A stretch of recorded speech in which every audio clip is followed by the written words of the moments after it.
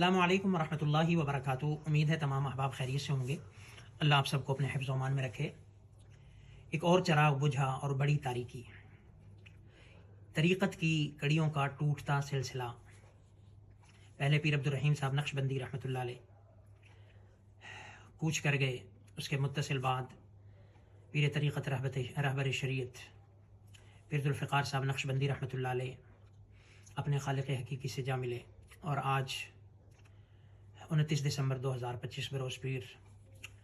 معروف عالم دین، معروف خانقاہی بزرگ، صاحب نسبت بزرگ، مختار الامہ، سید الامہ، سید مفتی سید مختار الدین شاہ صاحب رحمۃ اللہ علیہ رحمتاً واسعہ اپنے خالق حقیقی سے جا ملے۔ نیک بندوں کا ایک سفر آخرت پر روانگی کا سلسلہ جاری ہے، اور اللہ کے پاک پیغمبر علیہ الصلوۃ والسلام نے فرمایا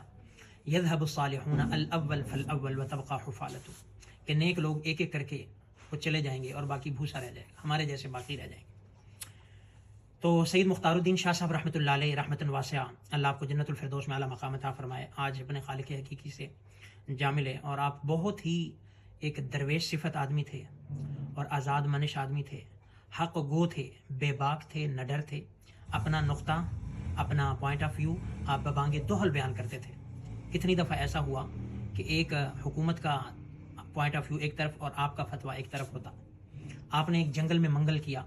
اور آپ کو یہ اعزاز حاصل ہے کہ شیخ زکریا رحمۃ اللہ علیہ قطب الاقداب، شیخ الحدیث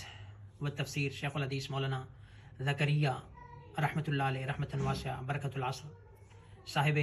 مصنف کتب کثیرہ اور خاص کر فضائل اعمال، آپ کی تصانیف میں سے معروف تصنیف ہے۔ آپ ان کے خلفاء میں سے شاید کہ آخری خلیفہ تھے، اور آپ کو ان کے چاروں سلاسل سے اجازت حاصل تھی، سلاسل اربع سے اجازت حاصل تھی، اور ان کے بارے میں یہ بھی سنا کہ 16 سال تک انہوں نے اپنی خلافت کو مخفی رکھا، اور اتنے جو ہے یہ کہہ لیں کہ ایک عاجز انسان تھے۔ پھر اللہ نے آپ کا فیض دنیا کو پہنچانا تھا، اور اس وقت شاید جو بڑے اجتماعات